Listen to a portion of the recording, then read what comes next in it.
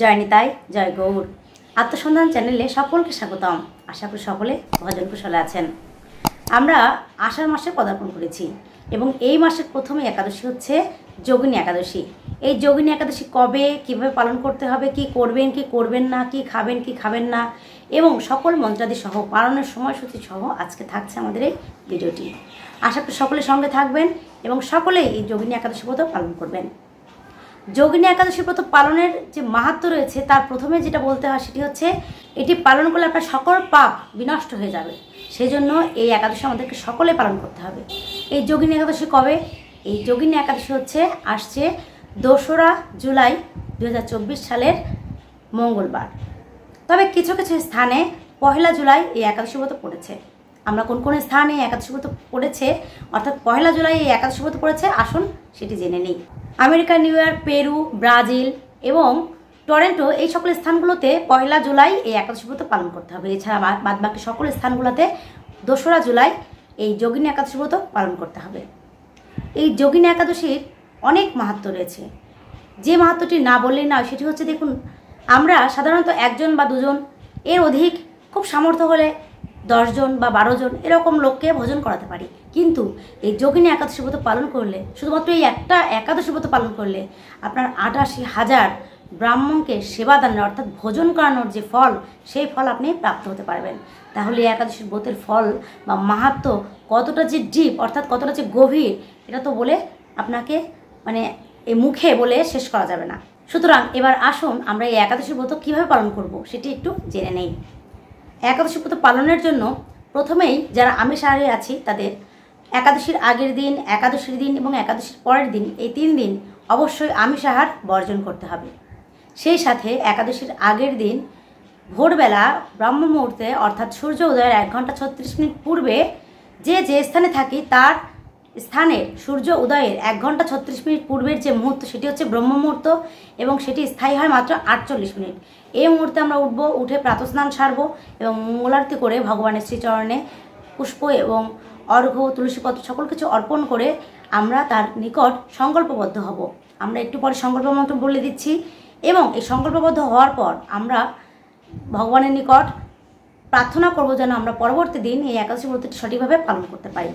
এবং সেই দিন রাত্রে 10টা থেকে 10:30টার মধ্যে আমরা অবশ্যই আমাদের রাতের আহার আমরা গ্রহণ করে নেব এবং দন্ত মার্জন করে নেব। কারণ শাস্ত্রে আছে অধিক রাত্রে আহার এটা তামসিক আহার। সেজন্য একাদশীর আগের দিন অবশ্যই মনে করে দন্ত মার্জন করে নিতে হবে এবং আহারটি অবশ্যই 10:30 থেকে 11টা এর মধ্যে সেরে নিতে হবে। একাদশীর দিন অবশ্যই একইভাবে আমরা প্রাতঃস্নান সারব ব্রহ্ম মুহূর্তে। তারপর ভগবানের শ্রীচরণের পুষ্পাদি এবং অর্ঘ্য অর্পণ করব এবং আমাদের দিনটি শুরু হবে ভগবানের নিকটে বাস করে, অর্থাৎ উপবাস। একাদশী উপবাস হচ্ছে সর্বাধিক উত্তম, কারণ উপবাসটি হচ্ছে শাস্ত্রে বলা আছে যে এটি হচ্ছে সর্বোত্তম পন্থা। তারপরে দ্বিতীয়ভাবে আছে, অর্থাৎ মধ্যমভাবে আছে, সেটি হচ্ছে আপনি ফল, জল, দুধ এগুলো আহার করতে পারেন। আপনি সাকার করতে পারেন, অর্থাৎ কিছু সবজি সেটি অনুকল্প প্রসাদ হিসেবে আপনি গ্রহণ করতে পারেন। তো বিভিন্ন পদ্ধতি আছে, যার শরীরে যেরকম সামর্থ্য সেই অনুযায়ী সে সেইভাবে একাদশী ব্রতটি পালন করবে। তবে একাদশীর দিন অবশ্যই পঞ্চরবিশস্য বর্জন করতে হবে। পঞ্চরবিশস্য হচ্ছে সকল ধান জাতীয় কিছু, সকল গম জাতীয় কিছু, সকল জব জাতীয় কিছু, সকল ডাল জাতীয় কিছু এবং সকল তেল জাতীয় কিছু। এর মধ্যে হরলিক্স, বিস্কুট, রুটি সব কিছুই পড়ে। কারণ অনেকে আবার একাদশী করেন রুটি খেয়ে, কিন্তু রুটি খেলে নবধান্যের মধ্যে এই গম পড়ে, সেজন্য একাদশীর ব্রতটি হয় না। সেজন্য এগুলো অবশ্যই আমাদেরকে বর্জন করতে হবে। এছাড়া শাস্ত্রে আরও অনেক কিছু বর্জন করা আছে। শ্যামা চাল, অনেকে শ্যামা চালের পায়েস খান বা শ্যামা চালের খিচুড়ি রন্ধন করেন, এগুলো করা যাবে না। কারণ একটি দিন ব্রত, সেই দিনটি আমরা যত কম আহার করা যায়। কারণ একাদশীতে সর্বনিম্ন ভোজন এবং সর্বাধিক ভজন এর গুরুত্ব দেওয়া হয়েছে। আপনি যত অল্প আহার করবেন তার থেকে অনেক বেশি আপনি ভগবানের নিকট তার গুণকীর্তন করবেন, ভজন করবেন, সারা দিনটি অতিবাহিত করবেন, বেশি বেশি হরিমালা জপ করবেন। সেজন্য ভজন এবং ভজন এই দুইটি শব্দের মধ্যে আমাদেরকে সীমাবদ্ধ থাকতে হবে। অধিক ভোজন করা যাবে না, কিন্তু অধিক ভজন করতে হবে। এরপর একাদশীর দিন আপনি অনেক কিছু করতে পারেন। সেটি হচ্ছে আপনি ভক্ত সঙ্গ করতে পারেন, বেশি বেশি হরিমালা জপ করতে পারেন, বিভিন্ন শাস্ত্রাদি অধ্যয়ন করতে পারেন। যেমন শ্রী চৈতন্য চরিতামৃত হতে পারে, শ্রীমদ্ ভাগবত হতে পারে, শ্রীমদ্ ভগবত গীতা হতে পারে। এছাড়া যে একাদশী ব্রতটি আপনি পালন করছেন সেই দিন সেই একাদশী ব্রতের যে মাহাত্ম্য রয়েছে সেই মাহাত্ম্যটি অবশ্যই পাঠ করতে হবে। আপনার গৃহে যদি একাদশীর মাহাত্ম্য না থাকে তাহলে আমরা এই ভিডিও শেষে একাদশীর মাহাত্ম্য বলে দেব, সেটি আপনি শ্রবণ করলেও আপনার সমান মঙ্গল হবে। একাদশী দিন যে কাজগুলো করা যাবে না সেগুলো হচ্ছে অবশ্যই আপনি অন্যের অর্থাৎ সৎসঙ্গ ছাড়া যে অসৎসঙ্গগুলো আছে সেগুলো থেকে আপনি দূরে থাকবেন। পরনিন্দা, পরচর্চা, মিথ্যাচার এগুলো করবেন না। বিভিন্ন চা, পান, বিড়ি, সিগারেট, নেশাজাতীয় যে দ্রব্যগুলো আছে সেগুলো আপনি গ্রহণ করবেন না। মৈথুন কার্য, দ্রুতক্রিয়া সব কাজগুলো বর্জন করতে হবে। আমিষাহার বর্জন করতে হবে এবং ভক্ত সঙ্গ ব্যতীত অসাধু সঙ্গ ত্যাগ করতে হবে। একাদশীর দিন আপনি চেষ্টা করবেন ভগবানকে অবশ্যই একটি পুষ্পমালা প্রদানের এবং আপনার ঘরে যদি শ্রী বিগ্রহ থাকে অর্থাৎ রাধা গোবিন্দের বা শ্রীকৃষ্ণের মূর্তি থাকে তাহলে সেদিন চেষ্টা করবেন অবশ্যই তাকে লাল বস্ত্র পরিধান করানোর, কারণ একাদশীর দিন ভগবানকে লাল বস্ত্র পরানো হয়। এই দিন বেশি বেশি তুলসী দেবীর সেবা করতে হবে, কারণ অনেকে বলে থাকেন যে একাদশীর দিন তুলসী দেবীতে জল প্রদান করা যায় না কারণ সে উপবাস করেন, কিন্তু না, এটি মিথ্যাচার। কারণ একাদশী সহ বছরে 365 দিন সহ সকল দিনগুলোতেই তুলসী দেবীকে জল সিঞ্চন করা যায়, কিন্তু তুলসীপত্র চয়নের কিছু বিধিনিষেধ রয়েছে। অমাবস্যা, পূর্ণিমা, সংক্রান্তি এগুলোতে তুলসীপত্র চয়ন করা যায় না।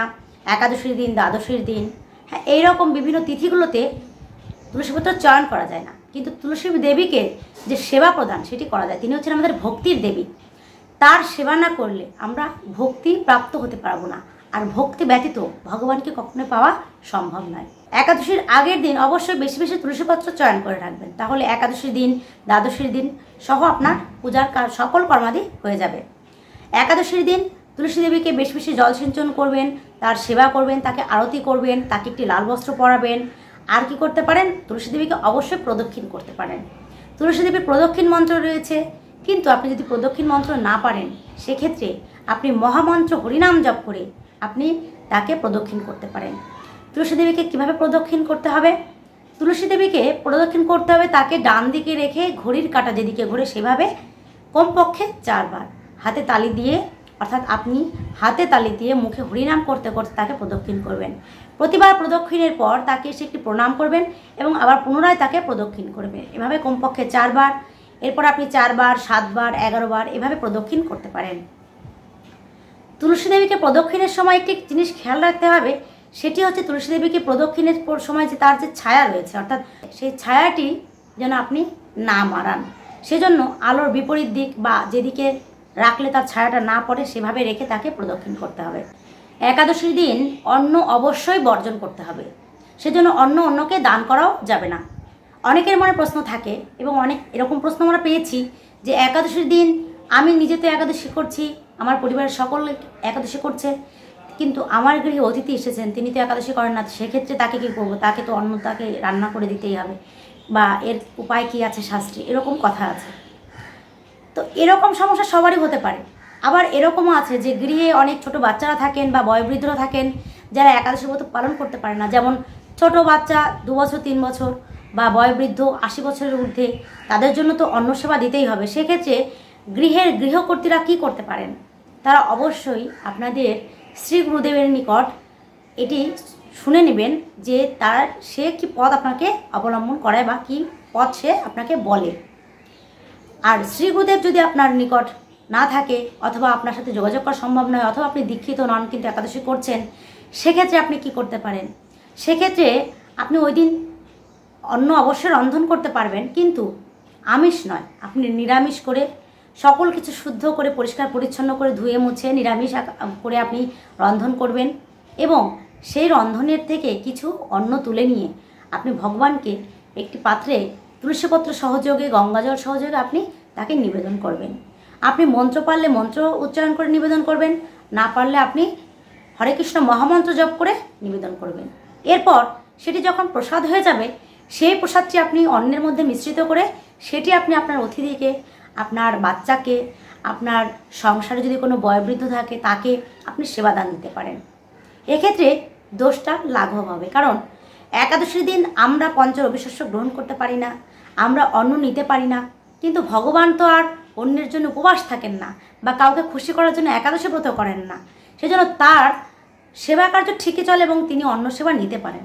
সেজন্য তাকে অন্ন দেওয়ার পর সেটি যখন প্রসাদ হয়ে যাচ্ছে, সেটি আমরা একাদশীর দিন যারা একাদশী ব্রত করছে না বা প্রাপ্তবয়স্ক নয় অথবা যারা অপারক, তারা ওই অন্নটি গ্রহণ করলে পাপ কিছুটা লাঘব হবে, কারণ সেটি হচ্ছে প্রসাদ, সেটি প্রসাদ রূপে গ্রহণ করবে, সেটি তার দোষ হবে না। ব্রহ্মবৈবর্ত পুরাণে এই আষাঢ় মাসের কৃষ্ণপক্ষে একাদশী যোগিনী একাদশীর কথা বলা হয়েছে। তো এই একাদশী তিথি সকলকে অবশ্যই পালন করতে হবে, এটি খুবই মঙ্গলজনক। এখন আসুন আমরা এই একাদশী সম্পর্কিত যে মন্ত্রগুলো, অর্থাৎ একাদশীর সংকল্প মন্ত্র, পারণ মন্ত্র এবং এটি আপনি যখন অন্যকে ফলদান করবেন সেই ফলদানের যে মন্ত্রটি রয়েছে সেটি জেনে নিই। প্রথমেই আমরা একাদশীর সংকল্প মন্ত্রটি জেনে নিই। এই মন্ত্রটি 3 বার উচ্চারণ করতে হবে। ওম একাদশং নিরাহারো স্থিতা অহম অপরেহনি ভক্ষামি পুণ্ডরীকাক্ষ শরণামে ভবাচ্যুত। নিরাহারের যে স্থানটি রয়েছে সেই স্থানে আপনি যদি উপবাস করেন, অর্থাৎ নির্জলা করেন, জলটুকু পর্যন্ত গ্রহণ না করে একাদশী করেন, সেক্ষেত্রে আপনি নিরাহার কথাটি বলবেন। আর আপনি যদি ফলাহার করেন, অর্থাৎ আপনি ফল এবং জল গ্রহণ করে এই একাদশী ব্রত করেন, তাহলে সেই স্থানে আপনি ফলাহার কথাটি বলবেন। কিন্তু আপনি যদি দুইটার একটিও করতে না পারেন, সেক্ষেত্রে আপনি যদি অনুকল্প প্রসাদ, অর্থাৎ কিছু সবজি আপনি যদি রন্ধন করে, অর্থাৎ এই সবজিটা কিন্তু সবভাবে রন্ধন করা যাবে না, আপনি যদি কিছু সবজি নেন সেটি হচ্ছে শাকার হবে, হ্যাঁ, সেটি হচ্ছে শাকাহার। সেই শাকাহার কথাটি আপনি উল্লেখ করে এই একাদশী ব্রত পালন করবেন। তো এই শাকার কীভাবে করে? শাকার হচ্ছে আপনি কিছু সবজি, অর্থাৎ আলু, মিষ্টি কুমড়া, কাঁচকলা, পেঁপে, এই ধরনের কিছু সবজি আপনি ঘিয়ে অথবা সূর্যমুখী তেলে, বাদাম তেলে অথবা জলপাই বা অলিভ অয়েলে দিয়ে আপনি যদি হলুদ ব্যতীত রন্ধন করেন, তখন সেটি শাকার হবে।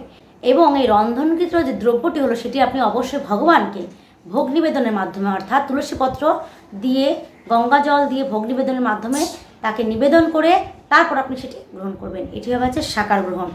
তো এইভাবে আপনি শাকাহার করবেন এবং শাকাহার হচ্ছে সর্বনিম্ন পর্যায়ে, এর থেকে নিচে আর নামা যাবে না, অর্থাৎ রুটি বা অন্যান্য কিছু গ্রহণ করে একাদশী করা যাবে না। অনেকেই বলেন যে দুগ্ধ গ্রহণ করা যাবে কি না?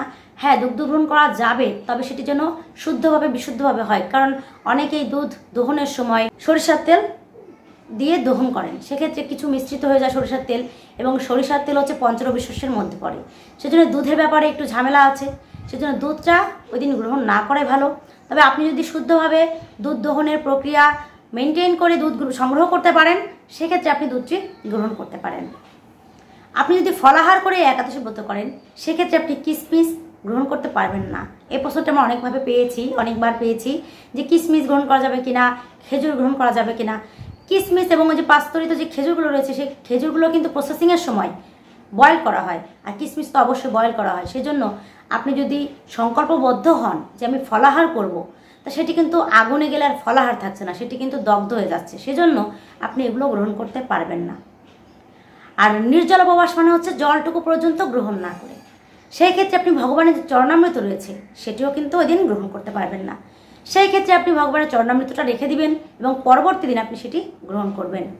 তো এই গেল 3 ভাবে একাদশী। আমরা এর যে কোনো একটি আমাদের শরীরের সামর্থ্য অনুযায়ী গ্রহণ করব এবং সেটি আমরা পালন করব। এরপর আসুন পারণ মন্ত্রে। পারণ হচ্ছে একাদশীর প্রাণ। কারণ কি, একাদশী আপনি যেমন ব্রত করলেন, সারাটি দিন ভগবানের সাথে অতিবাহিত করলেন, ঠিক নির্দিষ্ট সময় যদি আপনি পালন না করেন, তাহলে একাদশী ব্রতটি কিন্তু বৃথা হয়ে যাবে। সেই জন্য নির্দিষ্ট সময় এবং সঠিক সময়ের মধ্যে পালন করা অবশ্যই কর্তব্য। সেজন্য আমরা যে যে স্থানগুলো বলবো, সেই স্থানে যারা বাস করছেন তারা নির্দিষ্ট সময়ের মধ্যে অবশ্যই পালন করে নেবেন। আর যদি আপনার পালনের সময়সূচি কখনো জানতে না পারেন, সেই ক্ষেত্রে আপনি আপনার স্থানের সূর্য উদয়ের সময়টি ঠিক রাখবেন। সেই সূর্য উদয়ের যে সময়, তার থেকে আধা ঘন্টা পরই পালন কার্য সারা যায়। সেজন্য আপনি যদি পালনের সময় না জানেন, কখনো যদি আপনি এটি বুঝতে না পারেন, সেক্ষেত্রে আপনি সূর্য উদয়ের পরপরই, অর্থাৎ সূর্য উদয়ের 20 থেকে 30 মিনিটের মধ্যে আপনি পালন কার্য সেরে নেবেন। আসুন একাদশী পালন মন্ত্রটি আমরা জেনে নিই। ওম অজ্ঞান তিমিরান্ধস্য ব্রত নানেন কেশব প্রসিদ্ধ সমুখনাথ জ্ঞান দৃষ্টি প্রদ ভব। এইভাবে 3 বার এই মন্ত্র উচ্চারণের মাধ্যমে আমাদের পালন কার্য সম্পন্ন হবে। এরপর আমরা ভগবানের যে প্রসাদ রয়েছে সেটি পঞ্চরবি শস্য যে কোনো একটি হতে হবে, চিরাদধি হতে পারে, বা কোনো আটা দিয়ে আপনি বা ময়দা দিয়ে আপনি লুচি করে দিতে পারেন, আপনি খিচুড়ি রন্ধন করে দিতে পারেন, মানে পঞ্চরবি শস্যের যে কোনো একটি ভগবানকে ভোগ লাগিয়ে ওই দিন আপনি নির্দিষ্ট সময়ের মধ্যে প্রসাদ রূপে গ্রহণ করবেন। পালনের মন্ত্র উচ্চারণের আগে আপনি যদি চান যে আপনি যে একাদশী ব্রতটি করেছেন তার যে ফল হয়েছে, সেই ফলটি আপনি যদি ভগবানের নিকট আবেদন করেন যে ভগবান, আমি যে একাদশী ব্রতটি করেছি তার ফল আমি অমুককে প্রদান করছি, হতে পারে সে আপনার কোনো প্রতিবেশী, হতে পারে সে আপনার কোনো বন্ধু বা আত্মীয় স্বজন বা কোনো পরিবারের জন, অথবা পিতৃলোকের, অর্থাৎ যারা আমাদের পূর্বপুরুষ যারা মারা গিয়েছেন তাদের আত্মার শান্তির জন্য তারা যদি পিতৃলোকে বা নরকে কোনো নরযন্ত্রণায় থাকে, তবে একাদশীর যে ফল সেটি আপনি তাদেরকে প্রদান করলে তাদের অনেক পাপ লাঘব হয়ে যাবে বা এবং তারা কষ্ট কম পাবে এবং তারা আপনাকে পরবর্তীতে আশীর্বাদ প্রদান করবে। সেজন্য আপনি ভগবানের নিকট আবেদন করতে পারেন বা ভগবানকে নিবেদন করতে পারেন যে ভগবান, আমার এই একাদশীর যে ব্রতের ফলটি হয়েছে সেটি আপনি অমুককে আমি অর্পণ করছি, আপনি কৃপা করে তাকে সেটি প্রদান করুন।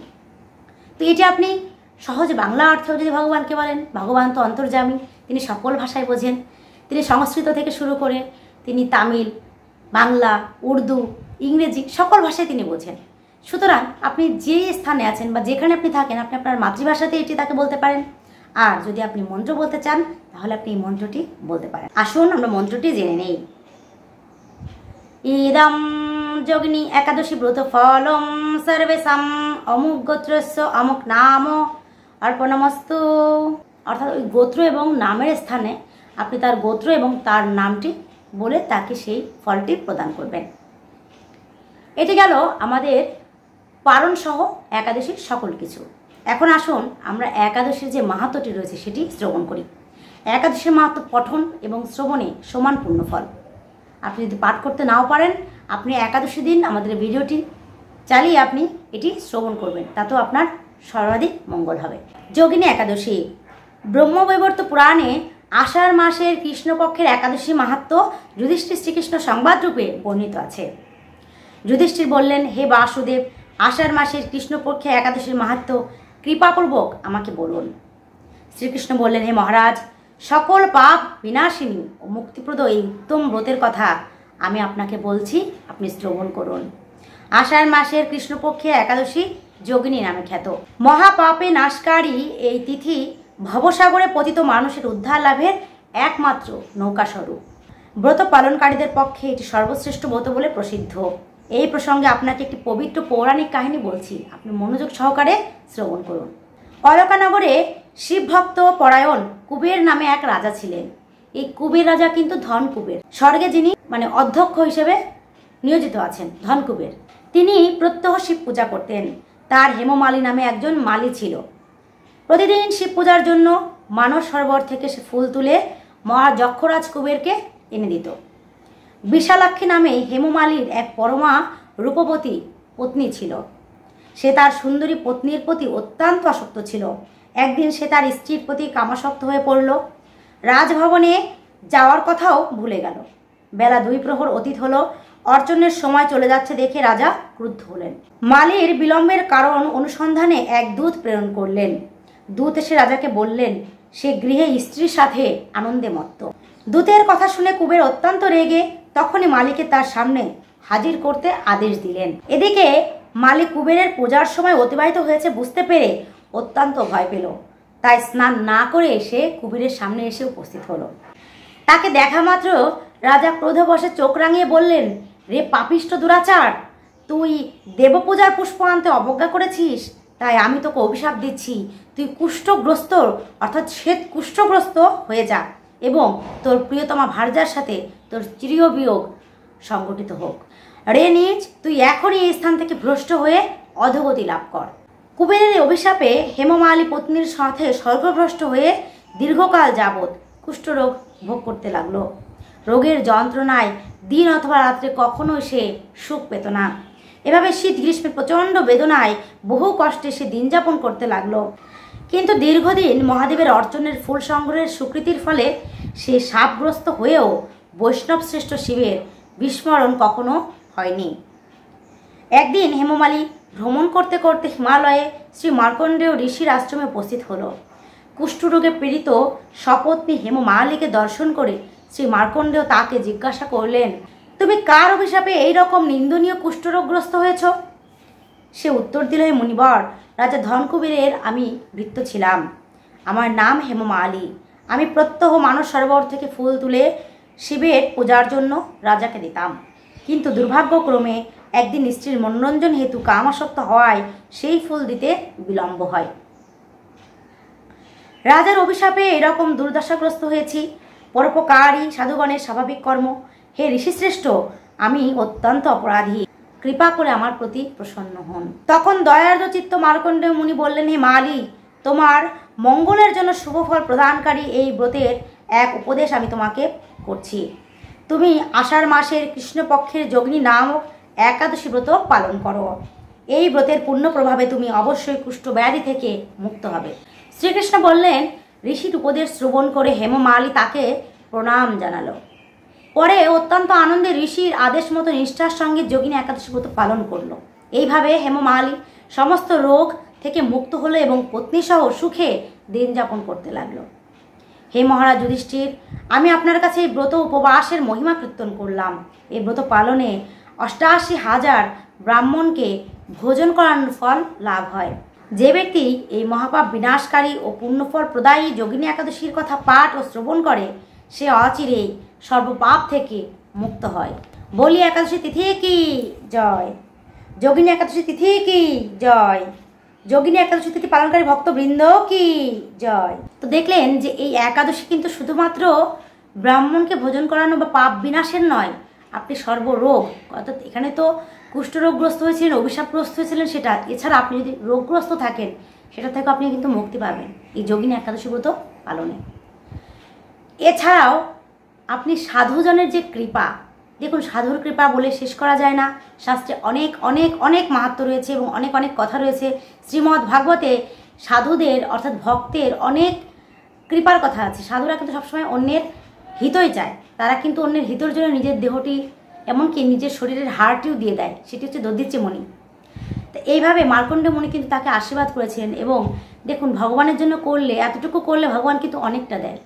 তিনি যেহেতু অর্থাৎ হেমমালি যেহেতু রোগগ্রস্ত হয়েছিল, কিন্তু তিনি যেহেতু ভগবানকে শুধু ফুল তুলে দিতেন, মহাদেব বৈষ্ণব শ্রেষ্ঠ, সেই বৈষ্ণব শ্রেষ্ঠের পূজার জন্য যে ফুল তুলে দিতেন, তার যে স্বীকৃতি, সেই স্বীকৃতির জন্য ভগবান তার বিস্মৃত হননি।